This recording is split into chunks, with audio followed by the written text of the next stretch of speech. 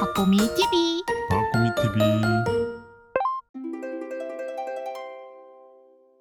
안녕하세요, 박구미입니다. 제가 바로 전에 올려드린 영상을 통해서 우리의 배당에 대한 세금이 바뀐 내용들을 영상으로 만들었었는데요. 제가 그걸 통해서 전달드리고 싶었던 메시지는 그래도 우리가 아직 연금 투자를 그리고 ISA 계좌를 이용할 그런 이유가 있다라는 것을 말씀드리고 싶었는데 뭔가 흘러가는 좀 흐름을 보니까 연금 자체 그리고 IRP 자체를 퇴직 다 하시고 떠나시는 분들 이런 분들이 많아지시는 것 같아가지고요. 다시 한번 영상을 준비했습니다. 어찌 보면 깨님이 오기 훨씬 전부터 제가 유튜브를 시작한 5년 이라는 시간 동안 제가 진짜 많은 분들에게 이 연금저축과 IRP를 통해서 우리가 꾸준히 노후자산을 모아가야 되는 그 노력을 해왔단 말이죠. 그리고 이제서야 그런 것들이 좀 많이 커져가지고 저 말고도 연금을 말하시는 분들이 많이 생길 만큼 진짜 많이 노력을 했던 부분이에요. 근데 최근에 있었던 그 배당 세제 이슈 아주 크리티컬한 이슈이긴 했죠. 하지만 그게 연금을 완전히 버릴 만큼은 아니지 않나. 그러니까 그게 아쉬운 거죠. 제가 얼만큼 노력해가지고 만들어 놓은 많은 연금에 대한 것들이 그냥 와르르 무너져 버린 같은 생각이 들어가지고 영상을 또 준비하게 되었습니다.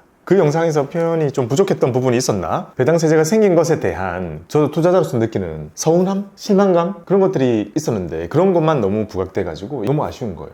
가만히 두면 이중과세라는 그런 문제가 생길 수 있기 때문에 그걸 빨리 고쳐주십사라는 메시지를 좀 전하고 싶었던 거고요. 우리 투자자분들에게는 거기에 직접적으로 해당이 되시는 경우가 아니라면 대부분의 경우엔 여전히 혜택이 살아있기 때문에 해야 된다라는 말씀을 드리고 싶었어요. 당연히 이전 영상에서 말씀드린 것처럼 저도 투자자의 한 명이고 이렇게 바뀌어가는 것들에 대해서 너무나 슬프고 너무나 서운합니다. 하지만 제가 항상 말씀드린 거 있잖아요. 감정을 따르긴 따르되 실리는 챙겨야 된다고 생각을 해요. 그 실리가 무엇인지에 대해서 함께 고민을 해보는 시간을 준비했습니다. 안녕하세요, 깨님님. 안녕하세요. 그래서 오늘 준비한 내용은요. 제목은 그럼에도 연금을 계속해야 하는 이유입니다. 그럼에도 연금 계속 하실 거죠? 저는 하죠. 안 할 이유가 없죠. 왜요? 여기라도 혜택을 주는 거잖아요. 어차피 투자를 할 건데 이왕이면 혜택 주는 데다가 하는 게 맞지 않아요? 남아있는 다른 혜택들이 충분히 매력있다고 생각하시는 거네요. 자, 그럼에도 연금을 해야 하는 이유. 자, 첫 번째는 바로 세액공제입니다. 세액공제가 우리가 보통 말씀드리면요. 23.2% 또는 16.5% 이렇게 얘기를 합니다. 이제 지방소득세 떼는 거 그때 배웠죠? 지방소득세 1.1을 떼면 얘는 세액공제 12%, 얘는 15% 이렇게 계산이 되어서 나오겠죠. 하지만 최종적으로는 요만큼이 절약이 되는 거예요. 그래서 모든 세액공제 혜택은 요만큼이 나가게 되죠. 자, 이 세액공제 혜택이 얼만큼 크냐라고 봤을 때 우리가 600이나 900 이렇게 채우게 될 때 진짜 100만 원에 훌쩍 넘어가는 그런 돈들을 보게 되잖아요. 118만 원, 148만 원 이런 돈들을 보게 됩니다. 그게 진짜 커요. 옛날에는 이렇게 세제 혜택을 가진 계좌들이 여러 가지가 있었어요. 재형저축, 소장펀드, 비과세 무슨 계좌 여러 가지들이 다양하게 있었는데 지금은 싹 다 없어졌습니다. 왜냐? 얘만 해라는 거죠. 그리고 얘의 혜택은 계속 늘어났습니다. 자, 600, 900이 얼마 전까지 얼마였죠? 400, 700이었습니다. 이거 왜 이렇게 낮아요? 얼마 안 됐어요, 이거. 자, 연금저축은요 2000년쯤에 만들어졌나? 그때부터 만들어서 2013년도에 크게 한번 개정을 해요. 그리고 쭉 와가지고 이게 2021년인가? 즈음에 한번 또 바뀐단 말이에요. 그래가지고 이 기간 동안에 있던 혜택이 이전에 비해서 엄청 크게 업그레이드가 되고 그 다음에 여기서도 엄청 크게 업그레이드가 되었어요. 그리고 지금 다시 한번 연금 혜택이 올라간 걸로 업그레이드 됐었는데 옛날에는 연금저축 준비 진짜 안 했단 말이에요. 제가 현업에 있을 때 2010년대잖아요. 그때만 해도 연금 참 안 했어요. 우리는 연금을 하는 게 좋을까요? 안 하는 게 좋을까요? 해야죠. 나의 노후를 위해서는 하는 게 좋잖아요. 근데 우리가 지금 당장 혜택을 얻기 위해서는 지금 적용되는 이런 혜택이나 이런 세법들 같은 게 중요하잖아요. 이게 계속 개정이 되어 간단 말이죠. 너무 슬프고 힘들지만 할 수밖에 없다는 생각이 들어요. 근데 국민연금 받을 금액이 줄어들고 연금 계좌를 이용을 안 하더라도 개인이 연금을 준비하는 건 필수잖아요. 그렇죠. 연금의 재원을 어떤 식으로든 준비를 해야 되죠. 그러니까 어차피 내 노후를 위한 돈을 국가가 주는 것 말고 생각을 해야 되는데 그거를 어차피 저는 투자로 할 거니까 할 거라면 연금 계좌에서 혜택을 주는데 그 혜택을 이용하는 거죠. 그렇죠. 정리를 해보면 그럼에도 연금을 해야 하는 이유는요 여기 안에서 배당이 바뀌건 안 바뀌건 그런 것과 무관하게 일단 연금저축이 주는 세액공제라는 혜택은 너무너무 크기 때문이에요. 자, 이거 하고 안 하고가 연말정산에서 엄청난 결과를 가지고 오잖아요. 그것만으로도 저는 충분하다고 생각이 들고 그런 얘기도 좀 해보고 싶어요. 우리가 세액공제 13.2나 16.5를 세액공제하면 그만큼 세금 형태로 돌려받을 거 아니에요? 그걸 재투자한다면 16.5% 수익률. 그쵸. 저 수익을 깔고 가는 복리 투자가 붙게 되는 거잖아요. 그렇게 사실 표현하면 이게 정확하진 않은 것 같긴 하거든요. 근데 수익률처럼 생각해도 된다고 저는 생각을 해요. 내가 내 노후를 위해서 넣은 돈의 13.2 또는 16.5만큼을 돌려주는 거잖아요. 그리고 돌려주는 확률은 내가 받을 세액만 충분하다면 다 돌려주니까 저거를 계좌에 다시 인풋한다면 13.2와 16.5를 깔고 가는 복리 투자가 된다는 거죠. 그러면 13.2, 16.5 바닥에 깔아주죠. 여기에 얹어가지고 복리로 불어나게 돼요. 그리고 그게 장기 그리고 적립식이 됩니다. 무적의 조합이 만들어지는 거예요. 이만큼의 높은 수익을 깔고 가면서 복리로 불어날 수 있는 투자를 온전하게 할 수 있으면서 어쩔 수 없이 장기로 할 수밖에 없고 어차피 연간 한도가 정해져 있기 때문에 적립식으로 할 수밖에 없거든요. 이 모든 게 합쳐진 계좌는 나의 노후를 분명히 단단하게 할 수밖에 없을 거라고 저는 믿는 거예요. 그러니 이렇게 엄청 강한 계좌가 가지고 있던 여러 가지 혜택 중에 지금 복리에 붙어 있는 아주 일부 그게 없어졌어요. 없어졌지만 여전히 너무나 파워풀하다라고 저는 생각합니다. 너무너무 파워풀하죠. 그럼에도 연금저축을 IRP를 해야 되는 두 번째 이유는 바로 과세 이연 때문입니다. 자, 과세 이연이라는 것에 이번에 빠진 게 뭐죠? 미국 주식의 분배금 부분은 빠지고 여전히 남아있는 과세 이연의 혜택은 강하다는 겁니다.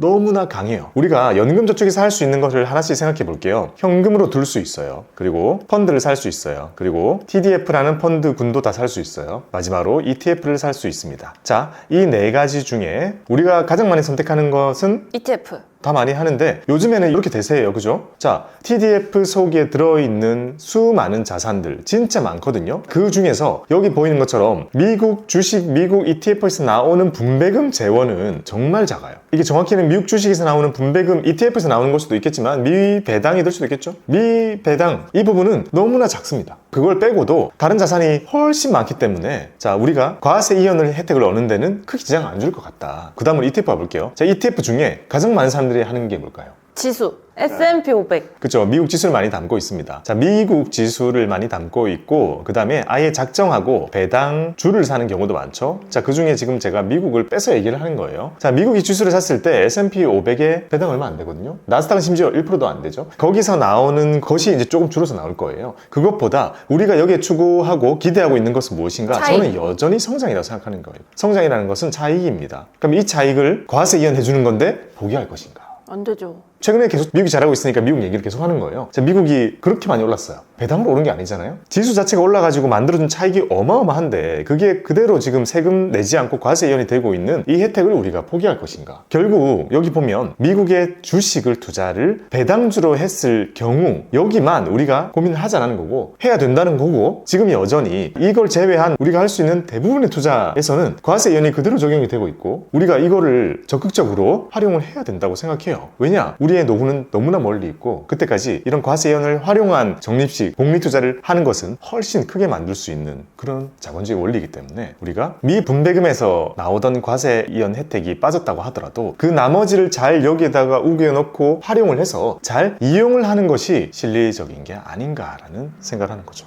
이 말 하면서도 마음은 너무 서운하거든요. 왜냐? 배당 끝없이 모으면 한 30년 지나면 인생이 바뀔 것 같은 믿음을 주는 게 배당이잖아요. 그리고 성장이라는 것은 우리에게 큰 수익을 주지만 높은 확률로 수익을 준다라고 기대하기는 어렵잖아요. 근데 배당이라는 것은 우리에게 큰 차익을 주는 게 아니지만 높은 확률로 나에게 수익을 줄 거다라는 확신을 주는 자산이란 말이에요. 그러니까 여기에 대한 게 많이 이번에 줄어든 게 너무나 서운하고 그래요. 하지만 여전히 나머지 모든 남아있는 이런 걸 우리가 이용해야 되는 게 아닌가라는 생각을 질 수가 없습니다. 근데 저는 슈드 투자를 안 해봐서 잘 몰라서 그러는데 저 슈드를 하고 싶어하는 마음을 가진 투자자들은 어디서든 어쨌든 투자를 할 거잖아요. 그러면 위탁 계좌에서 직투를 하던 연금 계좌에서 하는 게 제일 베스트 아니에요? 일단 아주 단순히 비교를 해드려보면요. 자, 미배당 시리즈를 어디서 하느냐? 지금 연금 계좌에서 하는 케이스를 볼게요. 이건 K 버전이잖아요. 오리지널은 슈드입니다. SCHD라고 부르는 슈드를 우리가 하려면 위탁 계좌를 쓸 수밖에 없어요. 그러면 자, 여기서 나오는 차익이 있고 배당이 있죠. 그리고 여기서도 나오는 차익이 있고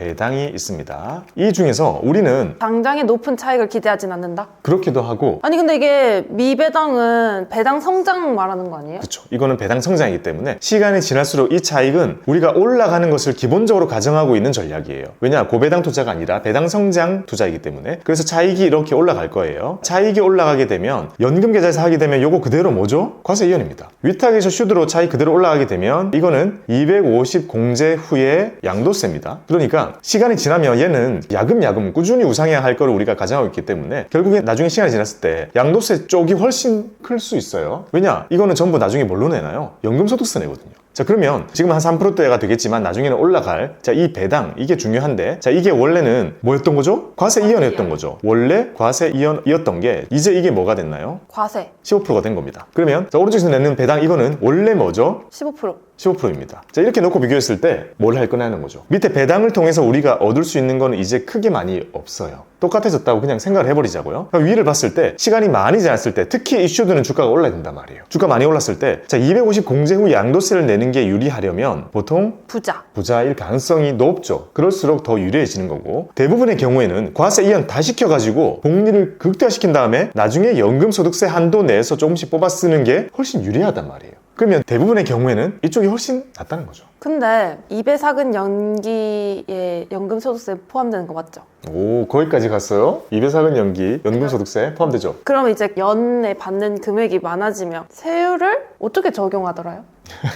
자, 양도세는 25%로 끝납니다. 그리고 잘 생각해보면 미국 주식은 팔지 않으면 계속 복리가 되죠. 그러니까 한없이 미룰 수 있어요. 한없이 미루는데 22%의 그 양은 계속 커져만 가기 때문에 부담이 좀 생길 수 있어요. 그 중간중간에 공제 한도나 적당히 좀 팔아주면서 가지고 가는 게 보통은 조금 더 나을 수 있고, 어쨌든 팔지 않으면 복리로 계속 불어날 수 있다는 장점, 그러니까 완전한 자유도가 좀 있는 편이에요. 자, 이쪽으로 가볼게요. 2배삭은 연기에서 연금소득세는 얘랑 다릅니다. 아, 오! 별개? 네. 여기서 말하는 연금소득세는 사적연금 1,500만 원을 넘지 않으면 3.3에서 5.5로 끝나는 연금소득세고, 1,500만 원을 넘게 되면 기타 소득? 그 전체를 16.5%로 기타소득세 떼거나 종합소득으로 넘깁니다. 종합소득으로 넘기게 되면 종합소득이라는 그 바구니에 6.6% 구간부터 채워주기 시작해가지고 세율이 올라가게 되죠. 그러면 그게 러프하게 생각했을 때 22%를 내는 것과 거의 유사해지려면 배당을 정말 많이 받아야 돼요. 그러니 우리 인생을 떠올려 보자고요. 나중에 나이가 들었을 때 내가 이런 것들을 받아서 노후를 생활을 할 때 연금소득세를 받을 때 나는 다른 소득도 많을 것 같다. 그러면 슈드. 일단 부자잖아요. 고민이 될 정도면 부자잖아요. 그분은 양도세가 유리할 겁니다. 하지만 그게 아니라 내가 지금 직장생활을 통해서 다니고 있다면 나중에 근로소득이 딱 끊길 가능성이 있는 사람들인 거잖아요. 그런 경우에는 근로소득이 확 빈 이 종합소득세 바구니를 채우는 게 세율이 더 낮단 말이에요. 그래서 왼쪽에 있는 과세 이연과 연금소득세를 받는 게 보통 유리합니다. 이 설명드린 걸로만으로는 되게 헷갈리실 수 있으나 어쨌든 그래요. 깻님은 떠올려 보자고요. 저랑 같이 일할 거죠? 머리 하얘질 때까지. 그때가 됐습니다. 저는 사업소득이나 강연소득이나 다른 소득이 되게 많을 가능성이 높아요. 그리고 사업을 계속 벌이죠. 근데 제가 그걸 하는 그 와중에도 깻님이 근로자로서 계속 다닌다면, 그리고 언젠가 먼 훗날 지나서 더 이상 일을 못할 정도로 늙어버렸어. 그때까지 해야 돼요? 그때까지 생각해야죠. 80이 됐어요. 정년퇴 할 거 아니에요. 80 넘으세요? 네. 50 보내줄게요. 자, 그러면 저 65세가 됐어요. 저는 여전히 유튜버 너무 재밌어요. 저는 계속 할 거예요. 하고 지방 다니면서 전도를 하고 있어. 근데 깻님은 55세가 되더니 이제 애들 뭐 대학도 다 보냈고 저 이제 은퇴할래요 했을 때, 은퇴를 딱 하고 나면 금융수익은 많을 수 있거든요. 근데 사업소득과 근로소득이 많이 있을까요? 지금 우리 예측했을 때 그렇게 많이 없을 거 아니에요. 그러면 깻님은 무조건 왼쪽이 유리해요. 지금 우리가 생각할 수 있는 걸로는 왼쪽이 유리합니다. 그러니 그런 미래를 그리면서 왼쪽을 준비하는 거예요. 자, 이게 미배당을 연금해서 사는 것의 장점이기 때문에 우리나라에는 사업자보다 그래도 근로자들이 훨씬 많습니다. 모든 사람들이 사업을 할 수는 없어요. 모두 사장이 될 수는 없는 거니까. 그런 관점에서 볼 때 이쪽이 저는 훨씬 많을 거다라고 생각해서 이 가능성을 우리가 버리면 안 된다. 혹시 이런 미래를 꿈꾸고 있다면. 우리가 미래 꿈꾸는 건 뭐라 했어요? 회사 다니는 동안 투자로 그 기간 동안 열심히 복리를 부려가지고 나중에는 내가 근로하는 것만큼 금융수익이 나오게 만드는 거잖아요. 그렇게 되었을 때는 세금적인 측면에서 왼쪽이 유리하다고요. 사업소득과 근로소득이 없는 상태. 자, 지금 계속 말씀드리고 있는 모든 것의 쟁점은 바로 미국 ETF 중에 배당을 주력으로 주는 종목들을 말하는 겁니다. 근데 만약에 저렇게 세금 떼고 이런 게 마음에 안 들면 그냥 배당 주는 미국 주식 안 하면 되잖아요. 그건 바로 다음에 나옵니다. 아, 그래요?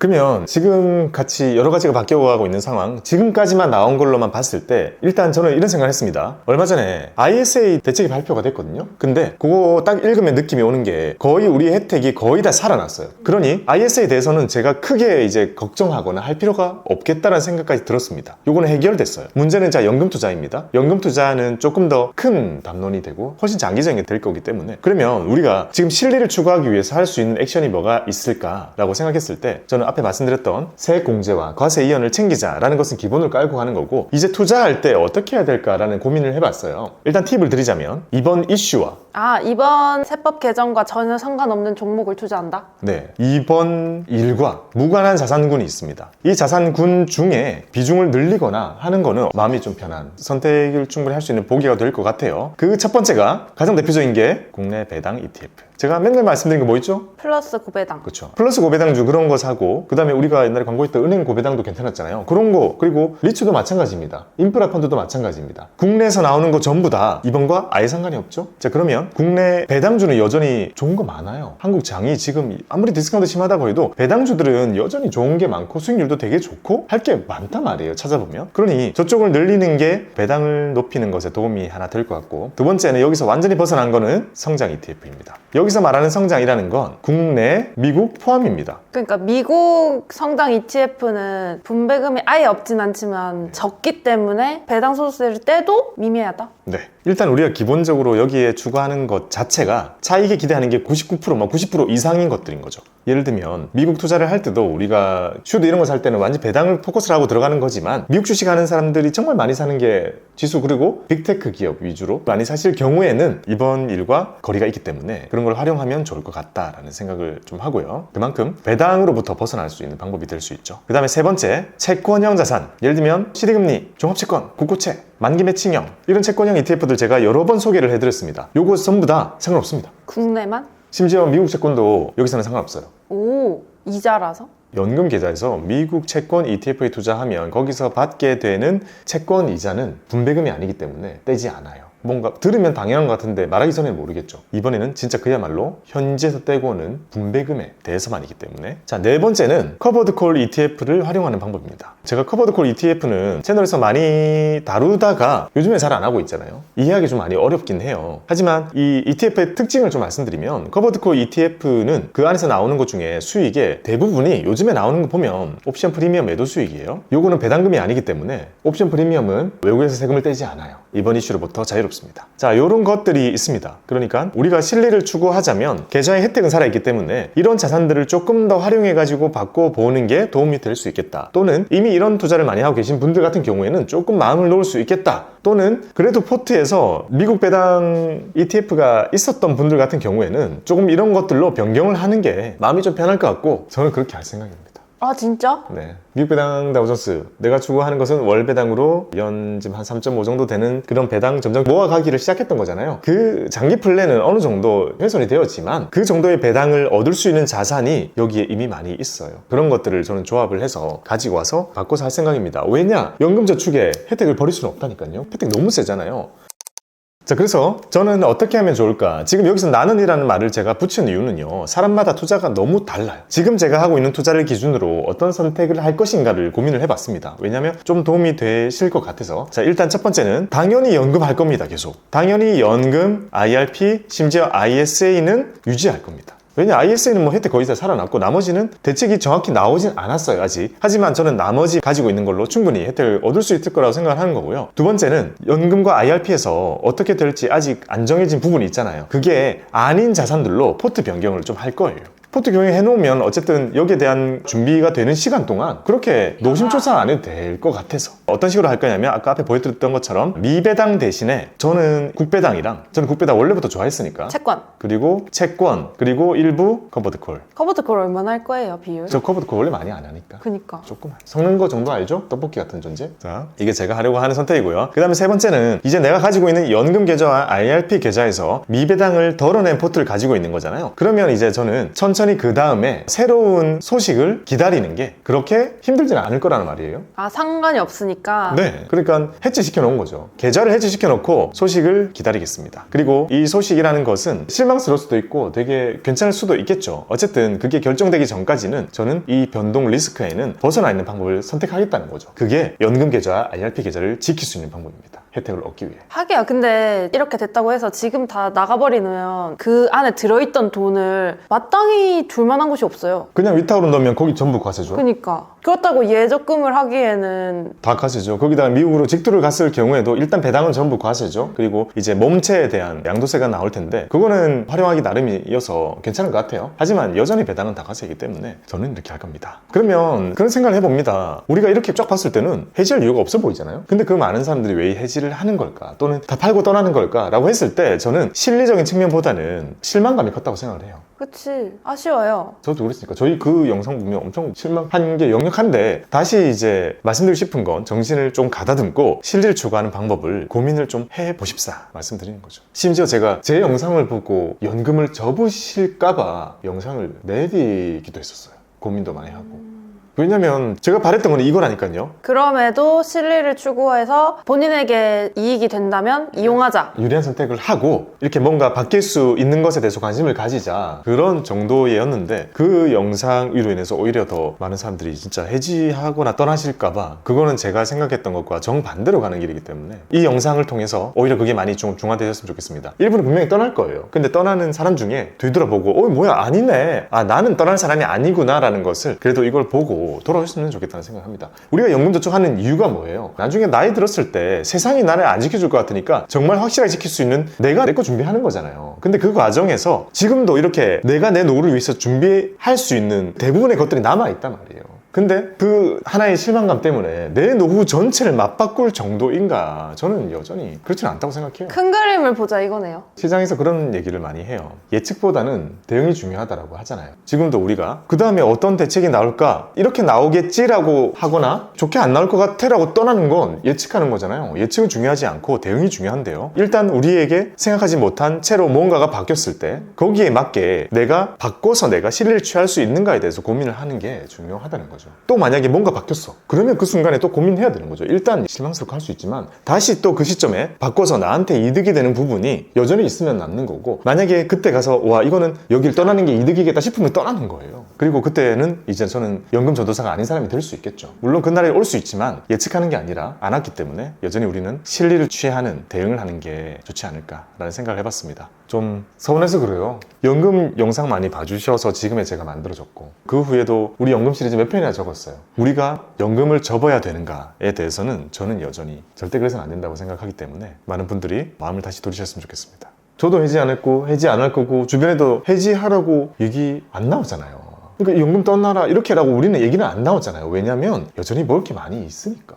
근데 이제 떠나시는 분들이 아쉬워서 그렇죠. 저야 뭐 국내라. 아, 벗어나 있구나. 전혀 저는 상관이 없어요. 단지 앞으로 내가 그거를 선택할 수도 있잖아요. 지금은 선택을 안 해도. 내 선택할 수 있는 보기가 약간 지금 훼손이 됐다. 보기가 5가지였는데 4가지가 됐으니까 소비자 입장에서는 별로죠. 여전히 아쉬운데 저는 개인적으로 어차피 한국에 살 거고 한국에서 돈 모아갈 거면은 미국 주식을 하더라도 어쨌든 한국에 있는 제도를 이용해서 할 거면 여기에서 최선을 찾아서 하는 게 맞다. 일단은 최적화가 우리에게 중요한 과제니까 여기서 최적화를 계속 시키는 거죠. 되는 한 계속해야 되는 거라고 저는 생각을 합니다. 자, 그렇게라도 해서 먼 훗날 진짜 이걸 준비하시는 많은 여러분들이 노후가 되셨을 때 그때 그런 일이 있었지 그런 일이 있었지 이거 말고도 떠올릴 만한 이슈나 변화나 일들이 되게 많이 있을 거예요. 그럼에도 불구하고 그런 걸 다 이겨내고 노후 준비를 이렇게라도 해서 나중에 노인이 되었을 때 그래 그래도 하길 잘했다, 그래도 해서 내가 지금은 이만큼 먹고 산다 라고 생각이 들 거라고 저는 믿기 때문에 계속 이렇게 말을 하게 되는 거겠죠. 저는 그런 얘기 한 적 있잖아요. 무턱대고 해도 되나요?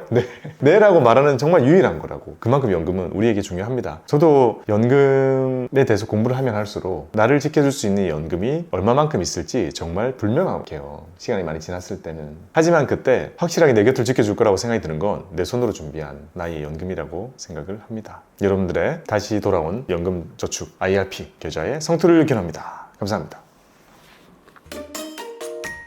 박보미 TV. 박보미 TV.